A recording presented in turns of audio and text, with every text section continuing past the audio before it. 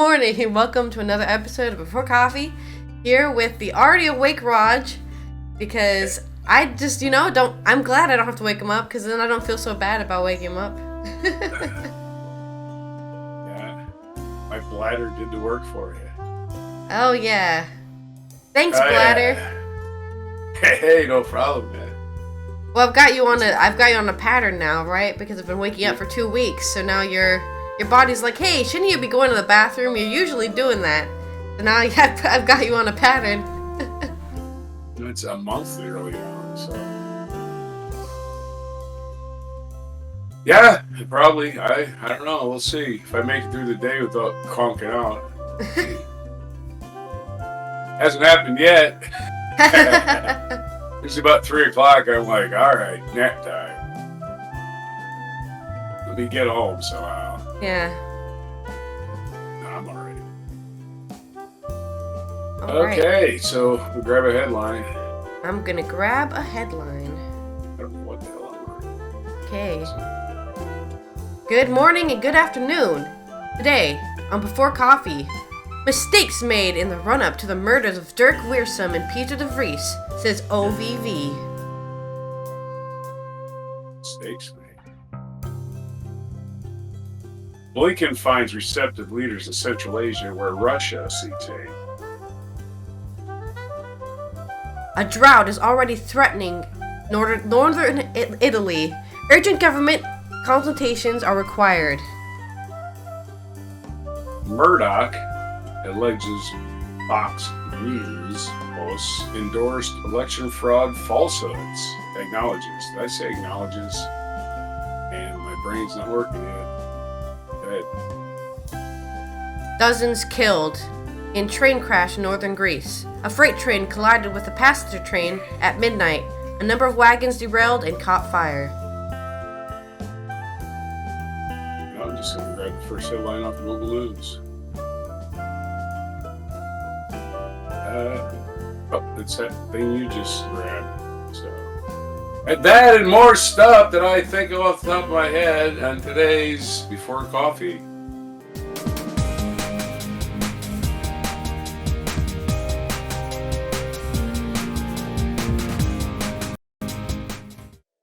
All right, on today's first news story, we have the murder investigation here for Wiersum and Dirk Wiersum and Peter de Vries. The police and the Public Prosecution Service missed many signals prior to the murders of the brother of Crown witness Nabil B. B's lawyer, Dirk Wiersum, and his confidant, Peter R. de Vries. The Dutch Safety Board, OVV, writes this in a report on the security of the three. According to the OVV, the various services involved in surveillance in an investigation worked at cross purposes. As a result, decisions were made on the basis of fragmented information. The surveillance and security system did not receive all the information available in the investigation of a threat. Authorities should prepare themselves better for threats from organized crime, is one of the OVV's recommendations. The standard procedure no longer suffices. The services involved must be managed centrally, and there must be better access to available information for authorities responsible for security. Another important lesson is that a key witness deal may only be announced once the security of those involved has been arranged. That was not the case in the run-up to the attack on Rudon B., the brother of the crowned witness. Nabil B's family was secured, but other family members were not. Signals from threatened persons themselves were seen as non-concrete, and therefore did not fit into the usual system. Much work was done on the basis of untested assumptions, such as the lawyers were not targeted. Communication was also difficult between the Public Prosecution Service on one hand and de Vries and B's family on the other. The family made several requests for security, but the OM did not respond. It agreed that cameras would be placed on the roads to Rudon B's company, but that would take a few more days. 2 days after the family's last request, B was shot dead in his business in North Amsterdam. Remarkably, shortly after the murder, the OM said that he wanted no or only limited security. So right before he was murdered, he asked, hey, actually, let's limit the security a little bit. I don't want you guys watching me like a hawk. And then he was shot dead in his own business. After the death of the key witness's brother, the family was under strict security. It was estimated that this was not necessary for Nabil B's lawyers. The previous warnings from B that his lawyer also had to be careful had not been taken seriously by his lawyers and the Public Prosecution Services, writes the OVV. Several security measures were taken. But on September 18, 2019, lawyer Dirk Weersum was shot dead in front of his home in Amsterdam, Buitenveldert. I don't know why I did the R there. So, De Vries was offered security upon arrival and departure by the Public Prosecution Service, but the crime journalist did not always want to share his agenda. Because of his work and private situation, De Vries insisted that he first wanted to see concrete information about the threat against him, but the Public Prosecution Service and the police wanted to protect informants who had provided the information and did not share their information. And hence, 2 people that are tied to a case have now been murdered. Wow. So, That's crazy. gotta... Even the Netherlands has dangerous crime. Yeah, there's humans there. There's humans there. International U.S. diplomacy news, Blinkin finds receptive leaders in Central Asia where Russia seek aid. This is from the New York Times. The U.S. Secretary of State diplomatic mission as part of broader Biden administration effort to strengthen support for Ukraine, or at least push neutral nations to refrain from aiding Russia. This is a story. The byline is from Edward Wong and Andrew Higgins from Astana, Kazakhstan. Secretary of State Anthony Blinkin, who I call Abe Lincoln, came to Central Asia to press his case that the region should hold the line against Russian efforts to seek economic aid as Moscow grapples with Western sanctions. Within hours of landing in Asia, the snow-draped capital of Kazakhstan, Astana, if I said Asia.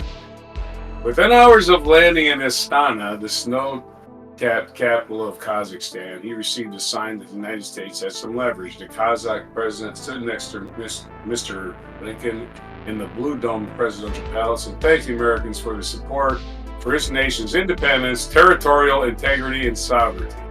See, all these people are angling, I think, to become part of NATO, and maybe even the EU eventually. The president, Kazim Jomart Tokayev, love how they can't pronounce anything, has not criticized Russia's war, and neither have leaders of the 4 other Central Asian nations, former Soviet republics with decades-long ties with Moscow. But his pointed statement suggested that after the invasion of Ukraine, also former Soviet republic, there was concern that President Vladimir Putin of Russia would try to seize parts of their own nations or encourage separatists. Parts of northern Kazakhstan are inhabited largely by ethnic Russians and viewed by Russian nationalists as territory that should belong to Russia. So there is concern that the Kazakh residents could fall victim to Putin's logic, has the duty to protect ethnic kin wherever they are. Because yes, there's Russians everywhere, so we gotta invade. I mean, that's one of the reasons a lot of people are anti-immigration, right? Because they think this could happen, right? If we let all the Chinese in, they'll just claim, hey, California belongs to China. Or if we let all the, we let all the Mexicans in, they're gonna say, hey, Texas belongs to Mexico. It does. It was illegally seized. I'm just saying. Xenophobia. Those other people are gonna ruin us somehow. Yeah. By being different with their differentness. Mr. Blinken quickly gave assurance, saying that at a news conference later that the United States was a committed partner of the Central Asian nations. Our support of our independence and sovereignty, their territorial integrity is real. His remarks came after a group meeting with foreign ministers of 5 Central Asian nations. And let me see if I can get a list of those nations.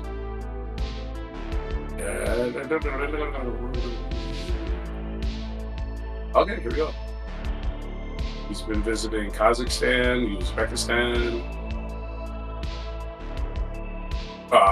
probably other countries, but they don't list them. So again, here we go. Got it. Kazakhstan, Kyrgyzstan, Tajikistan, Turkmenistan, and Uzbekistan. All the stands. The stands. They could call themselves a rock group. The stands. I mean, sadly, most people can't remember all their names, so they do end up just calling them the stands. They're all right next to each other. Yeah, it's a big block of nation. It's freaking. I'm sure Putin has a little map on, in his bureau or whatever. He's His bureau. Here's our checklist. We need to get on with declaring victory in Ukraine, or Kuwait, wherever they're going next. Wherever the Russians are, right? Yeah, that's where they're who going to knows? There's Russians in Kuwait too, I'm sure, working in oil fields. Anyway, that's today's story on that. Bad. Oh, right. Or comment or whatever. Let's talk about the drought in northern Italy. There are images often shared by the Italian media in recent days. Tourists walking on the bottom of Lake Garda. They walk to San Biago, an island in the lake that is generally only accessible by boat. But because the water is now 60 centimeters lower than normal, it can be reached by foot via a sandbank. It's nice for photos, but otherwise very worrying. I can't remember when the lake level was ever this low in February, the mayor of Garda sighed. The Italian government is holding emergency consultations today about the drought, which threatens to have devastating consequences, especially in northern Italy for the second year in a row. And here it's been raining for like 2 months nonstop. Why is the world so unfair? I don't know, I live in Maryland, so you can't tell me about rain. Yeah. You better start donating your rain to Italy, because they're going to need it. The Po Valley, the area in northern Italy around the River Po, was already hit by the worst drought in 70 years last year. Due to a lack of snow last winter, combined with above average temperatures and a lack of precipitation, Italy's longest river was at a historic low for months. Because little snow has fallen this winter, the prospects for coming months are not very hopeful. In the Alps, there is a snow shortage of 50% comparable to last year. The world must be getting warmer, you'd think. The situation of Po River is even more worrying, says the climatologist. It will take at least a year for it to go back to normal.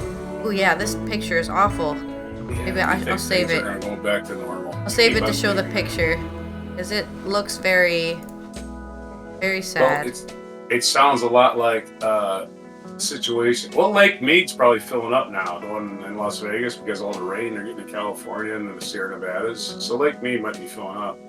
Yeah. But all the snow, when it melts, it's going to fill up. Also, Salt Lake in Utah is drying up. Great Salt Lake, that is drying up to just a big old mud hole. A big old mud hole. Well, yeah, it doesn't get a lot of fresh water. Right? Yeah. Anyway, well, it's a story. That's not it. I want to go over the economic disaster. 40% of Italy's gross domestic product depends directly or indirectly on the water of the Po.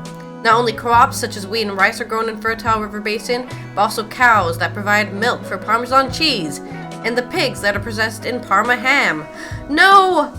There's gonna be a Parma ham shortage. This is so sad. No way. Wait, a shortage of pigs? Yeah, because there's no water to dehydrate, basically. Yeah. They don't have enough fresh water to fill up their reservoirs. Yeah. According to the organization, between 6 and 15% of Italians live in areas that are currently exposed to severe or extreme drought. They need to start storing water underground. It won't evaporate. Yeah. Work is being done, among other things, on plans for large water basins around the Po in which rainwater and meltwater can be stored. The Italian drinking water network is also in urgent need of replacement. More than 30% of water now leaks away before it's even put into the tap. Oh yeah, that's awful. In mid-December, the Italian Climate Change Adaptation Plan was also updated, proposing a 360 actions, that's a lot of actions, to intervene against droughts, landslides, and floods. So there's no shortage of plans, but the absence of time to implement them is why Italians hope for a rainy spring. All right, that's our story about Italy and its drought. Wow. And lying news, Fox News is liars. Rupert Murdoch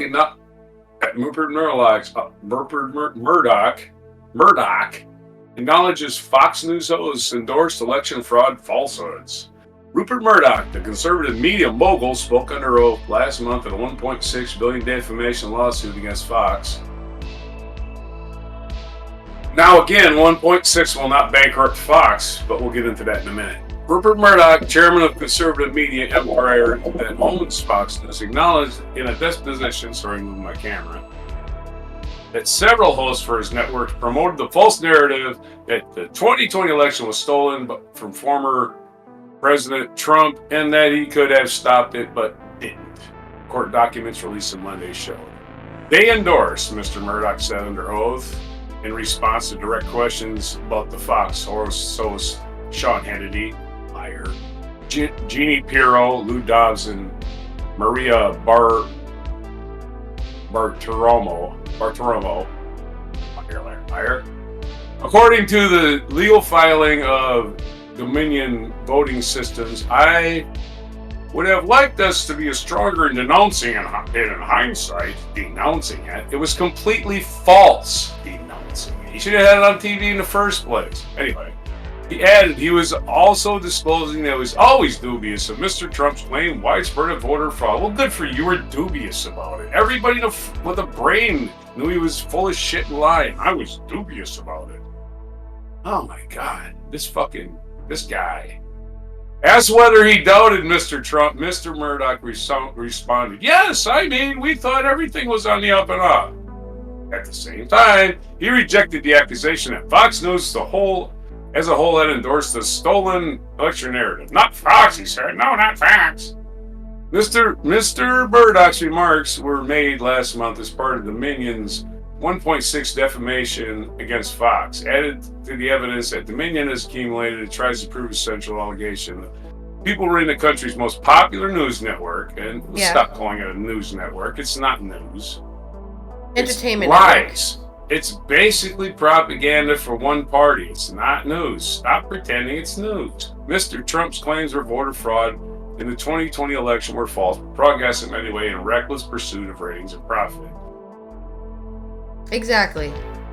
Proof to the effect would help Dominion clear the high level of bars set by the Supreme Court for defamation case. To prevail, Dominion must show not only Fox broadcast false information, but did that knowingly. They've already showed that, dude. I don't even know what the hell they're even going. I mean, they basically got the text messages from them. Yeah. The difference to me, the only difference to me is not that they're going to be found guilty, is if the judge and the jury are going to put punitive damages on top of what Dominion is suing for. Punitive damage are different than compensatory damages. The jury can say, you know, Fox, you damaged a lot of people. Here's a $150 billion punitive damage judgment against you. Have fun. And then they put some out of business. That's what we can only hope for. Because Fox News is poison. It is just pure poison. It is poison to the dialogue. They report things that aren't true. They know they're not true.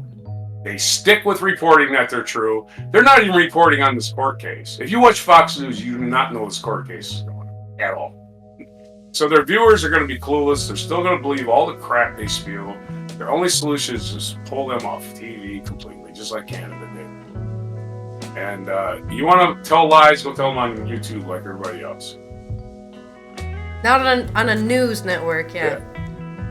Lawyers for Fox, which filed a response to me in court, argued that the commentary and reporting after the election did not amount to defamation because its host had not endorsed the falsehoods about Dominion, even if Mr. Murdoch stated otherwise. So again, their defense is, well, we're just reporting the news. No, that's not exactly what you were doing. You were pushing a narrative.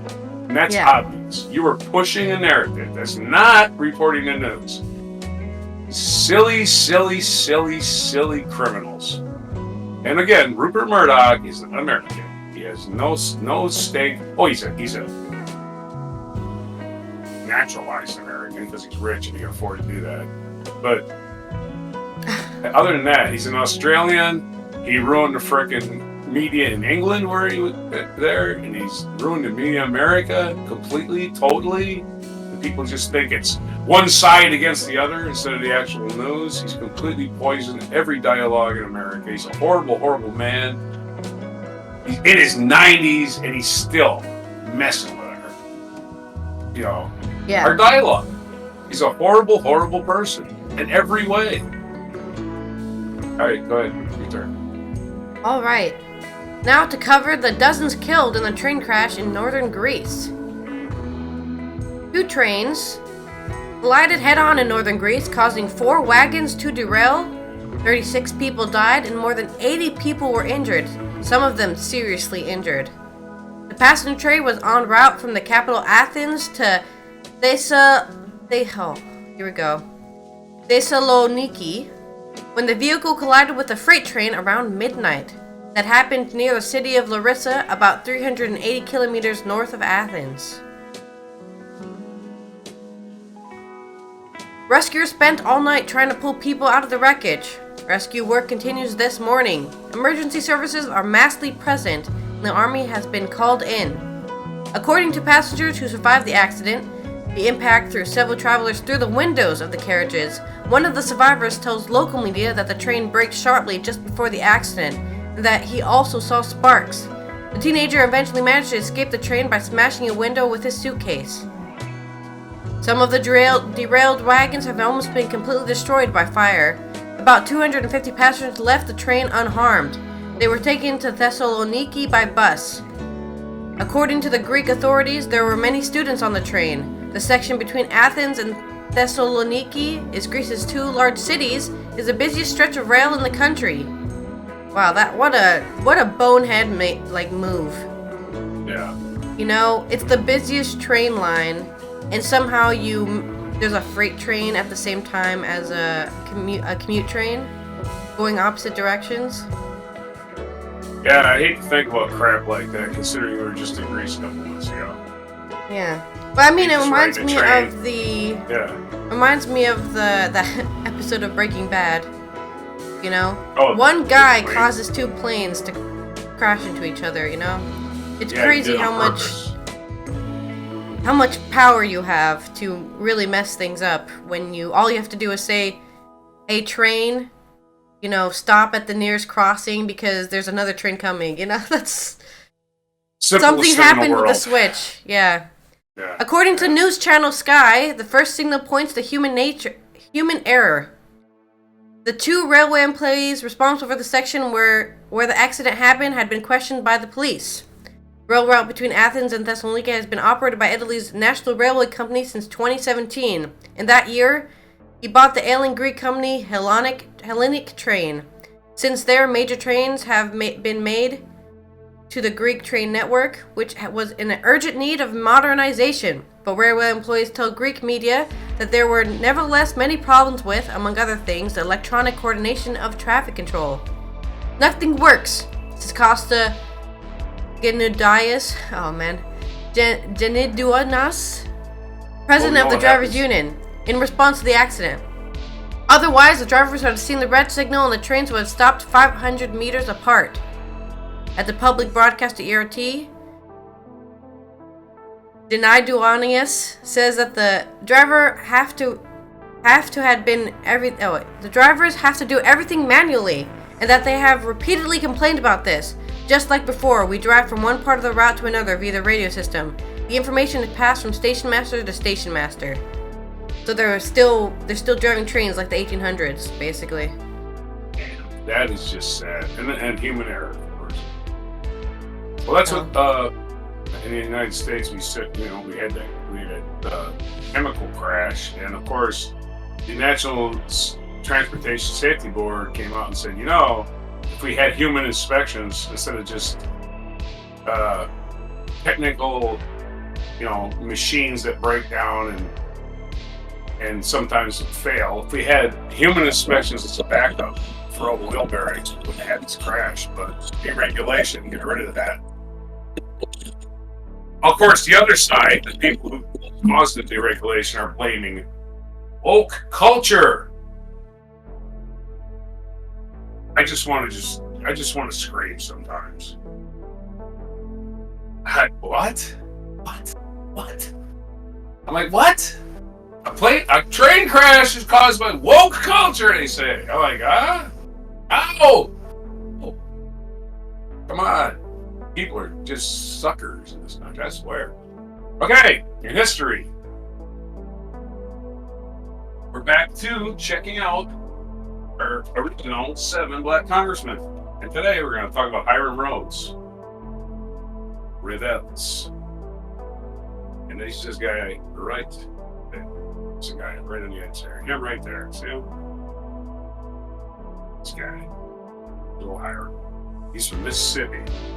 Our first Mississippi checking in.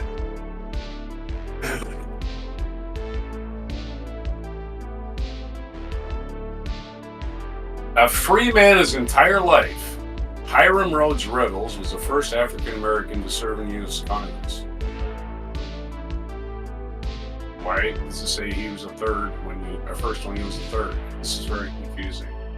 All right. With his moderate political orientation, oracle skills honed from years as a preacher, Revels filled a vacant seat in the United States Senate in 1870. Just before the Senate agreed to admit a black man to its ranks, on February 25th, Republican Senator Charles Sumner of Massachusetts sized up the importance of the moment. All men are created equal, says the Great Declaration, Sumner roared. And now a great act attests to this verity. Today we make declaration a reality. The Declaration was only half established by independence. The greatest duty remained behind in assuring the equal rights of all we complete the work. Hiram Rhodes was born to free parents in Fayetteville, North Carolina, September 27, 1827. His father worked as a Baptist preacher. His mother was of Scottish descent. He claimed his ancestors as far back as my knowledge extends, so this might be related to a Scottish guy. In addition to his Scottish background, he was rumored to be mixed African and Croatian, Croatan Indian lineage. In an era where educating black children was illegal in North Carolina, Revels attended a school taught by free black women and worked a few years as a barber. In 1844, he moved north to complete his education. Revels attended the Beech Grove Quaker Seminary in Liberty, Indiana, and Drake County Seminary for black students in Ohio. In 1845, Revels was ordained in the African Methodist Episcopal AME Church. His first pastorate was likely in Richmond, Indiana, where he was elected as an elder to the AME conference in 1849. In the early 1850s, Revels married Phoebe A. Bass, a free black woman from Ohio. They had 6 children. When the Civil War broke out, in 1860, Revels helped recruit 2 black regiments from Maryland. In 1862, when black soldiers were permitted to fight, he served as a chaplain for the black regiment in campaigns of Vicksburg, Jackson, Mississippi. In 1863, Revels returned to St. Louis, where he established a freedmen's school. At the end of the hostilities, Revels served in a church in Leavenworth, Kansas. While traveling in Kansas, Revels and his family were asked to sit in a smoking car rather than a car for first-class ticket holders. Protested that the language in the smoking car was too coarse for his wife and children, and the conductor finally relented. Revels served in churches in Louisville, Kentucky, New Orleans, Louisiana, before settling in Natchez, Mississippi in 1866.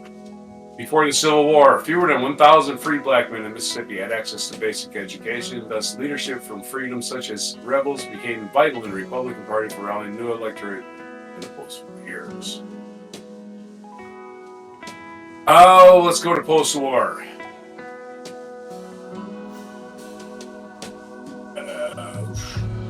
Primary test.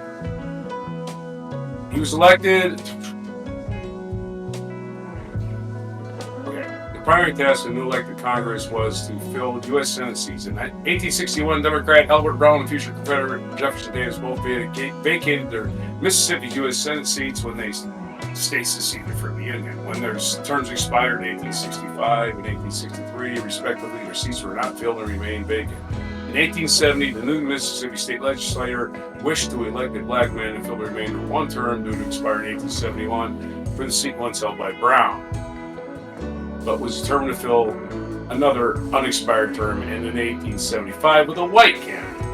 Black legislators agreed to the deal, believing that Revels recalled that an election of their own would be a weakening blow against color line prejudice. The Democratic minority also endorsed the plan, hoping a black senator would seriously damage the Republican Party. That's interesting. After 3 days of 7 ballots, on January 20th, 1877, the Mississippi State Legislature voted 85-15 to seat Hiram Revels in Brown's former Senate seat.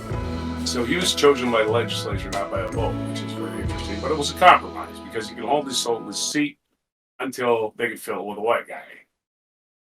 Revels arrived in Washington in 1870, but could not present his credentials until Mississippi was readmitted to the United States on February 23rd.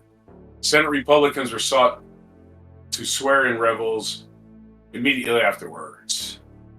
But Senate Democrats were determined to block the effort, led by Garrett Davis of Kentucky and Willard Salisbury, Delaware. The Democrats claimed Revels' election was null and void, arguing that Mississippi was under military rule and lacked civil government to confirm his election.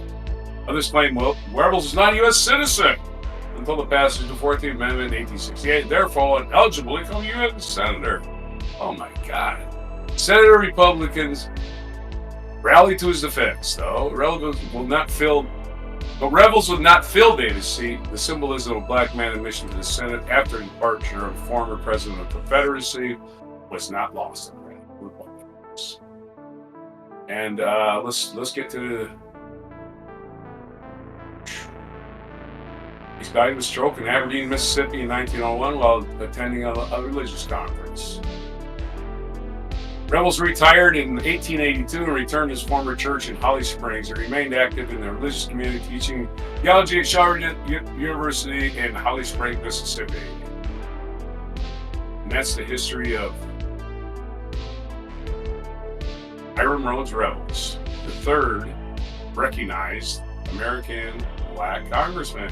You know, apparently he was the first because of a compromise, but he was the not popularly elected. So, right. Well, I'll do this really quick because we're running out of time. But go on. For immediate news, Justin Bieber has canceled his world tour. 20-year-old has already postponed his planned concerts last month until further notice due to health problems. It's his birthday. The reason for this has not been disclosed. The singer has not yet issued a statement, but all tickets on Ticketmaster have been refunded. The tour was actually planned for 2020, but then the corona pandemic threw a spanner in the works. Last September, the artist suffered from the Ramsay Hunt syndrome, a nerve infection caused by shingles. He recovered from this and stood on a podium a few times, but then took another break due to fatigue. It is not clear whether the cancellation of the concerts has anything to do with this. Bieber scored his hits with What Do You Mean, Sorry and Peaches, among others. Last month, he was in the news when he sold his music rights for another $180 million to the British investment company Hypnosis Songs. That's crazy. All right, and this day in history. Of course, I get you right as you're drinking water. Yeah, this day in history, Justin Bieber was born. Really? 1984. Yeah. Oh, yeah, nice. Yeah. Also, Ron Howard was born in 1954. Oh, I had no idea he had such a birthday so close to me. He was born a few days after me. Yeah, he's already died of shingles, apparently. Well, you don't die from that, but damn, it's herpes, basically. It's a form of chickenpox. Yeah. So that's way too young to be. Yeah, that's the kind of crap I get, and I'm like, well, I'm checking out. I'm breaking up these little, whatever. They have a shot for that. Why doesn't he get the vaccine? They should have a shot. Anyway, I haven't gotten it, but I will. And also this day in history,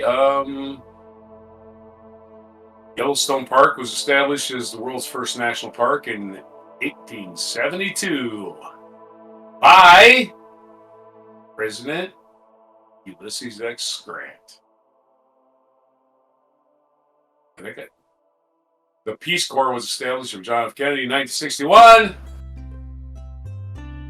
And after 5 years of construction, the Hoover Dam and the Colorado River is complete. 1936. And that's the way it was.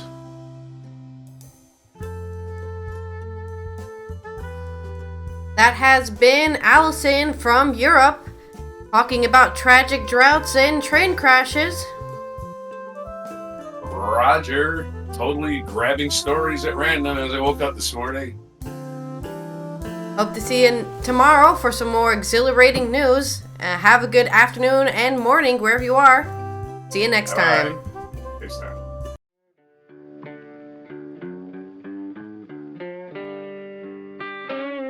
Be sure to hit the like, subscribe, and notify buttons, and follow our other channels, Toxic Alley, History of Gravy, and Scratchy Old Records.